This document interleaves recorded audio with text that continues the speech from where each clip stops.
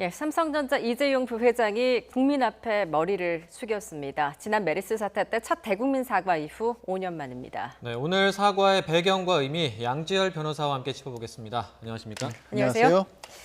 예, 이재용 부회장 오늘 대국민 사과 가운데 가장 눈길을 끈 부분은 경영권을 자녀에게 물려주지 않겠다면서 사실상 4세 경영 포기 선언을 한 것인데요. 직접 들어보겠습니다.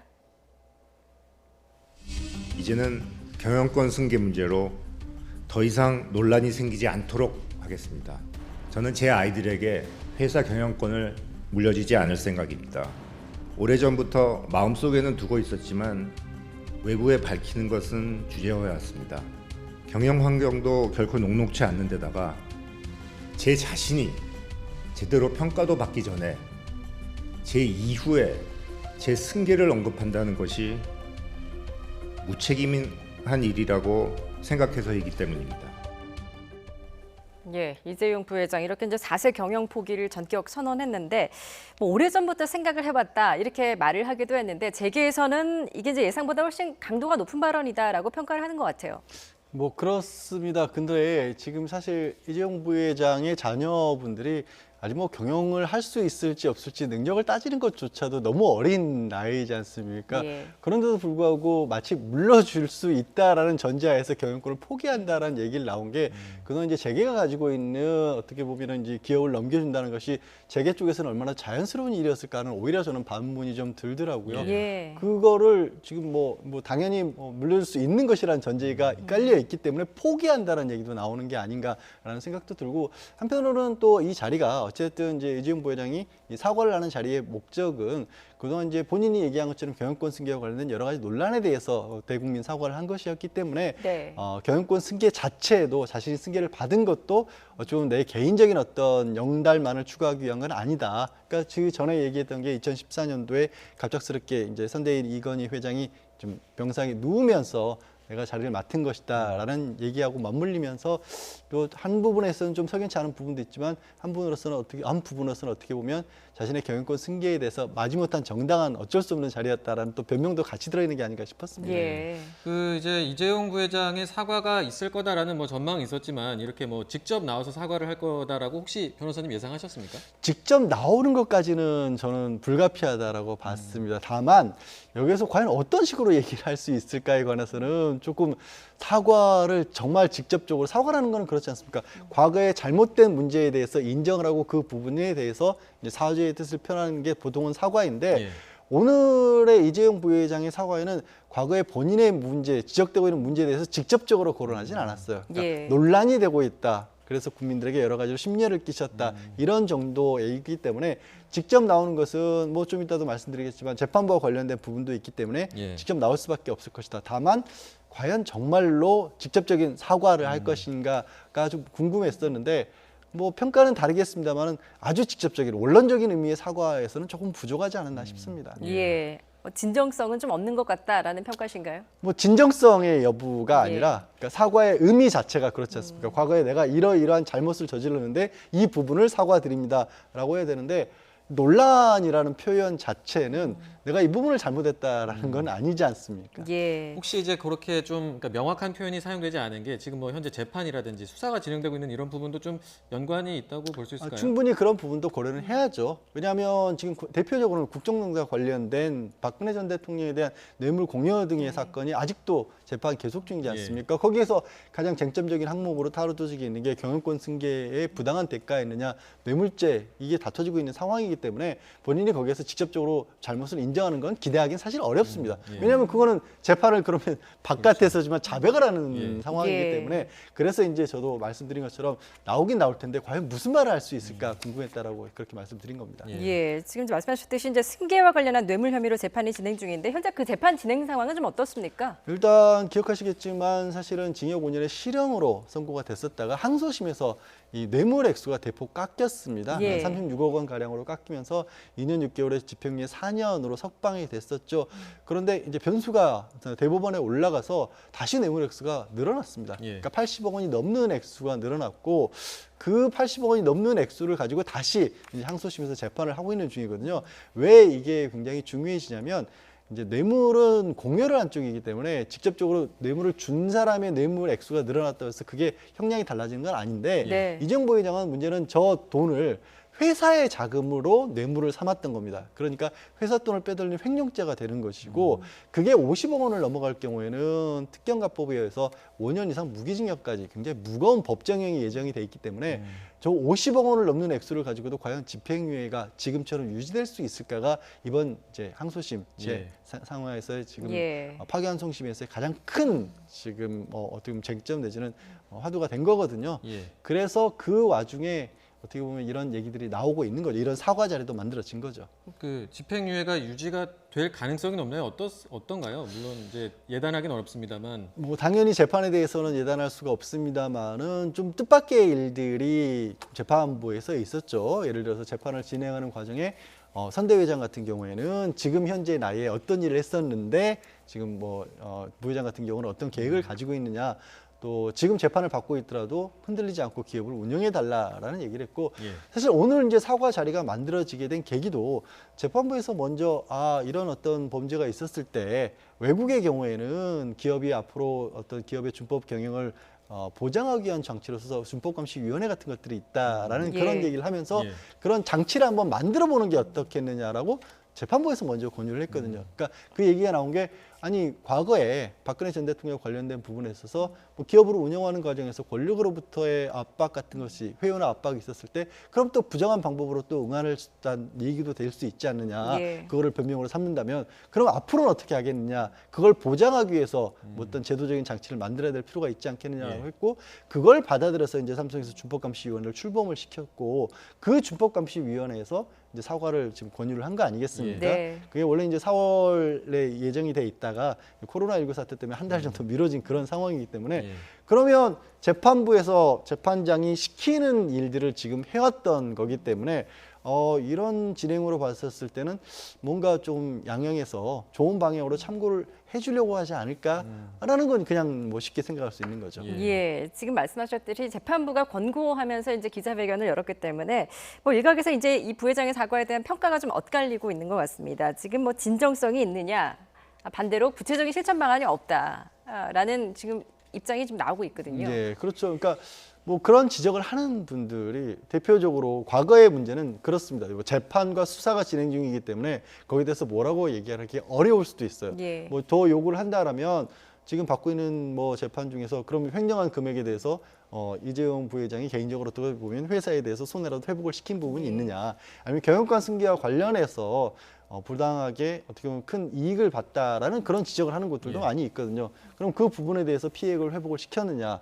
이런 것들. 이거는 그나마 이제 말씀드린 것처럼 현재 진행 중인 재판이기 때문에 못하다 하더라도 노조와 관련해서는 어떤 조치를 취할 수 있을 것인가. 예. 그러면 그냥 뭐 이게 앞으로는 노조 활동에 대해서 달라진 모습만 보이겠다고 할 것인지, 물론 노조는 밖에서 이제 사원들이 만들어야 되는 게 노조지만 예. 조금 더 구체적으로 어떤 식의 뭐 지원이 가능하겠다거든요. 아니면 과거의 사건과 관련해서 지금도 물론 삼성에서 부인하고 있지만 아직도 삼성과 관련해서 과거의 노동자들이 억울함을 호소하고 있는 경우들도 있거든요. 그런 부분들에 대해서 목소리를 좀 들어주겠다든가 이런 구체적인 조치는 뭐 오늘 사과의 원론적인 자리였긴 하지만 좀 예. 빠져 있긴 했죠. 예. 관련해서 뭐 오늘 어쨌든 사과문에는 그 무노조 경영 관련된 부분도 언급이 있었거든요. 저희가 잠시 이재용 부회장의 언급을 들어보고 이야기 계속 이어가도록 하겠습니다. 들어보시죠.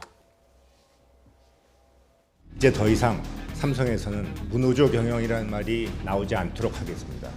노사관계 법령을 철저히 준수하고 노동 3권을 확실히 보장하겠습니다. 노사의 화합과 상생을 도모하겠습니다. 그래서 건전한 노사 문화가 정착되도록 하겠습니다. 예. 그런데 이제 삼성은 그동안 이제 공식적으로 무노조 경영 방침이 없다 이렇게 공공연하게 밝혀오지 않았습니까? 네. 그런 면에서 보면 좀 아이러니한 또 발표이기도 한 것 뭐 같습니다. 그렇기도 하고요. 사실 이제 노동 3권을 보장한다는 부분이 노동 3권은 헌법상의 기본권이죠. 국가가 보장하는 예. 것이고요. 또 한편으로는 또 법률을 잘 지키겠다라는 게 뭐 당연한 어떻게 보면 국민의 의무 아니겠습니까? 예. 그러면 여태까지는 제대로 안 지켰다는 걸 스스로 자인하는 것인지 약간 좀 고개가 갸웃거리기도 하는 표현이지만 이제 물론 현실적으로는 그동안에 굉장히 삼성이 좀 엄격하게 했던 제안을 했던 것이 사실이기 때문에 그런 부분에 있어서는 앞으로는 좀 달라진 모습을 보이겠다고 약속을 어떻게 국민을 향해 한 거기 때문에 예. 실제 이제 그것이 실천이 될지는 한번 지켜봐야겠죠. 저 부분도 이제 노조 와해 의혹과 관련해서 이제 재판이 진행 중인 부분이 있는 거죠. 혹시 네. 그 부분을 의식한 거다 이런 또 분석들도 있더라고요. 그런 얘기도 할 수가 있을 겁니다. 이제 삼성의 이제 계열사라고 하죠. 이제 서비스 센터라고 하는 곳에서 노조가 만들어졌고 그 노조를 와해시키기 위해서 굉장히 강력한 수단들, 뭐 금품으로 회유한다거나 노조원들을 압박하는 그런 수단들이 쓰여졌다라는 거고 삼성은 그룹 차원에서의 어떤 개입은 없었다라고 부인을 했지만 지금 1심 재판은 끝났습니다. 1심 재판에서는 임직원 상당수가 유죄 판결을 받았거든요. 예. 뭐 항소심은 진행 중이기 때문에 아직 확정된 건 아닙니다만 그럼 저런 전례를 봤었을 때 그리고 아까 말씀드렸다시피 지금도 과거에 삼성이 노조 활동을 했다가 피해를 입었다라고 주장하는 분들이 있는 상황에서 그분들에 대한 구체적인 어떻게 보면 회복 같은 것들은 물론 얘기하실 때 재판 진행 중이니까라는 전제가 있더라도 다른 얘기는 사실 구체적인 얘기는 빠졌던 셈이죠. 예. 예. 자, 뭐 앞서도 이야기했지만 자녀한테 물려주지 않겠다라고 선언을 했고 또 모노조 경영에 대해서도 밝혔는데 앞으로 이제 삼성 경영은 어떻게 그럼 하겠다는 건가요? 지금 오늘 부회장이 밝힌 내용 중에 그런 내용이 있죠. 그러니까 경영 그 현황이라고 하는 부분들이 현실이 많이 바뀌었고 본인이 할 수 있는 책임의 범위라고 한다면 유능한 사람들을 많이 이 능력을 발휘할 수 있는 곳에 앉히는 것이 자기의 책임이다. 예. 이제 전문 경영인을 떠올릴 수밖에 없는 그런 상황 아니겠습니까? 예. 그것이 정말로 실천으로 옮겨지는지 봐야 될 것 같고요. 또 한편으로는 그런 얘기도 듭니다. 아까 처음에 본인이 맡았을 때도 갑작스럽게 이제 이건희 회장의 와병으로 인해서 지금 뭐 자리를 맡고 있는 경영권을 어떻게 보면은 쥐고 있는 것이지 내가 어떻게 보면 어떤 개인적인 이익을 취하기 위해서 진 건 아니다라는 얘기를 또 한번 애둘러서 표현을 한 것 아닌가. 이거는 예. 재판에서도 연결이 될 수가 있는 거거든요. 이거는 재판에서도 이제 경영권 승계가 어떻게 보면 개인의 사익을 위한 것은 아니다라는 주장으로 연결이 될 수 있는 사과와 동시에 재판에서도 유리한 쪽으로 할 수 있는 그런 얘기이기도 하죠. 예. 예. 그 이제 이재용 부회장 같은 경우는 이제 어쨌든 재판이 끝나도 이번 사과 자체가 이제 어쨌든 준법 감시위가 권고를 한 거였잖아요. 그래도 재판이 끝나도 이 준법 감시위는 뭐 제대로 되게 하겠다 이런 또 오늘 발표를 했는데 이게 제대로 지켜지는지를 좀 이제 봐야 앞으로 이 사과가 뭐 진정성 있는지 좀 평가할 수 있을까요? 오늘 하신 여러 가지 말씀들이 다 지켜지는지를 봐야겠죠. 조금 전에 얘기 나온 것처럼 전문 경영인 체제가 과연 어떤 식으로 도입이 될 것인지부터 시작해서 그럼 노조 활동이 삼성 계열사에서 직접적으로 일어났을 때 그룹 차원에서 어떤 식으로 반응을 할 것인지 준법감시위원회 같은 경우는 처음 만들 때부터 만약에 지속적으로 만들지 않는다라고 하면 저걸 또 새롭게 왜 만드느냐는 지적이 바로 나왔었거든요. 예. 삼성은 굉장히 많은 숫자의 사내 변호사를 이 사내에도 보유하고 있습니다. 그러니까 어떻게 보면은 어지간한 뭐 법무법인보다도 훨씬 많은 숫자가 변호사들이 근무를 하는 곳이 삼성인데 그럼 법을 아는 사람이 없어서 법을 어겼을까라는 당연한 질문을 할 수밖에 없는데 그거보다 조금 더 강화된 외부에 있는 조직으로서의 의미를 부여를 했기 때문에 지속을 시킨다는 것은 어찌 보면 최소한의 당연한 약속이 될 겁니다. 예.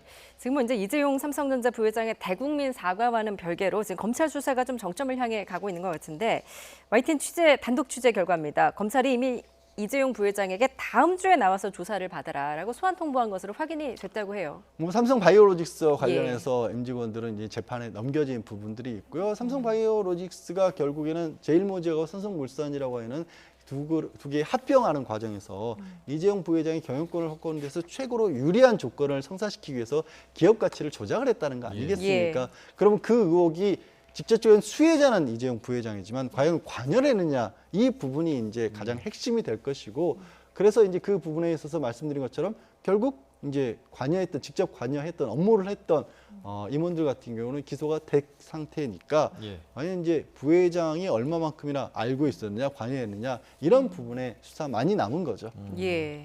그 이제 참여연대가 그 지난해 이제 이재용 부회장이 그 과정에서 그 뭐 합병하는 과정에서 분식 회계로 이제 뭐 3조 원대 이상의 이득을 봤다 이렇게 주장을 하기도 했거든요. 잠시 저희가 녹취를 들어보고 이야기 계속 이어가겠습니다. 들어보시죠. 이건희 회장으로부터 이재용 부회장으로 안전한 승계, 그 편법적 승계를 위해서 바이오 부분의 가치를 과대평가했던 것이고 6,032억으로 추산하였습니다. 그리고 이재용 부회장은 적정 합병 비율보다 3조 6천억 가량을 이익 본 것으로 이제 추산하였습니다. 예. 그런데 오늘 이제 이재용 그 부회장의 사과문에는 이제 이 삼성바이오로직스 분식회계라든지 아니면 삼성물산 관련한 언급은 전혀 하지 않았습니다.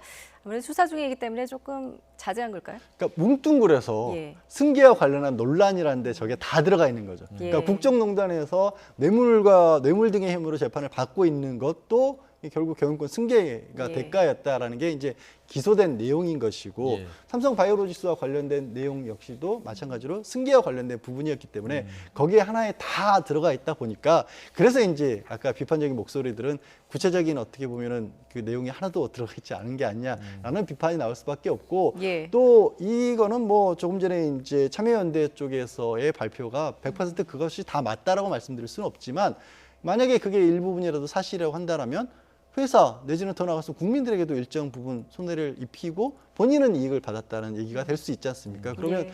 이게 뭐 진짜 사실이라고 한다라면 그 부분에 대한 회복에 대한 얘기도 있어야 될 것이지만 이건 뭐 재판 중이기도 하고 여러 가지 이유로 있어서 그런 부분을 구체적으로 아예 언급을 안 했던 거죠. 예. 예. 변호사님, 저희가 아까 이제 앞서 국정농단 사건 재판 얘기를 했습니다만 그때 제가 조금 넘어가서 이게 궁금했던 건데, 그러니까 지금 이제 특검이 그 재판장 기피 관련해서 좀 바꿔달라고 한 거잖아요. 예. 이게 지금 이 부분에 따라서 오늘 사과의 효과가 좀 뭐 달라질 가능성도 남아 있는 건가요? 그러니까 특검이 기피 신청을 했다라는 것은 아까 저도 이렇게 말씀을 드렸잖아요. 굉장히 이례적이다. 예. 재판부에서 직접적으로 피고인에게 어떠한 그 기업 운영과 관련해서 어떤 태도를 보일 것이냐, 어떤 제도적 장치를 만들 것이냐라고 권유를 하고 그것을 양형의 고려까지 할 수 있다라고 밝히는 거는 정말로 다른 재판에서 찾아보기 힘든 일이다 보니까 네. 특검에서는 아니 이거는 뭐 쉬운 말로 좀 봐주기 위해서 미리 재판부에서 뭔가 이 변명의 여지를 만들어주고 있는 거 아니냐. 이거는 분명히 재판이 불공정하게 갈 수 있는 거를 보여준 거기 때문에 이 재판부에서 재판을 받는 것을 우리는 원하지 않는다라고 재판부가 빠져달라고 신청을 한 거지만 예. 사실 기피 신청은 받아들여지는 경우가 거의 없습니다. 재판부 스스로 그걸 받아들이는 경우는 거의 없고요. 이게 한번 이제 받아들이지 않아서 대법원에 다시 한번 재항고를 한 상황이긴 하지만 보통은 기피 신청이 이게 원래 이제 재척 사유라고 해서 예를 들어서 뭐 재판장이라든가 본인이라든가 아니면 본인의 뭐 가족이 피해자인데 예. 가해자가 피고인으로 와 있다는 이렇게 누가 봐도 객관적으로 명백한 상황이 아니면 받아들여지가 않거든요. 예. 아마 받아들여지지 않을 가능성이 높습니다만 질문하신 거에 대한 답은 만약에 바뀐다면 지금 어찌 보면 준법검시위원회 이런 것들을 만들었던 것들이 효과를 보기는 어렵겠죠. 예. 지금 뭐 이제 글로벌 기업인 삼성이 직면한 안팎의 도전이 굉장히 좀 녹록지가 않은 상황인데 오늘 이 삼성 총수의 사과가 기업에는 어떻게 호재로 작용할까요? 어떻게 보세요? 아, 글쎄요. 그건 이제 뭐 전문 경영과 예. 관련된 부분이긴 하지만 아마 이제 안정적으로 바라보는 시각들은 좀 생길 것으로 보입니다. 뭐 불만족스럽고 구체적인 내용이 빠졌다라는 비판의 목소리는 분명히 나오지만 어쨌든 대한민국에서 재계 서열 1위라는 곳에 총수가 직접 나와서 사과를 했다는 부분이 예. 그러면 뭐 앞으로 좀 큰 흔들림이 좀 줄어들 가능성이 좀 줄어든 거 아니냐라는 기대 심리가 시장에서는 형성이 될 수 있지 않겠습니까? 그러니까 총수의 위치가 흔들리지 않는다라는 기대 심리가 생긴다고 한다면 이제 안정적인 어떤 구조로 갈 수가 있겠죠. 예, 알겠습니다. 좀 새로운 삼성으로 거듭나는 계기가 될지 좀 지켜보도록 하겠습니다.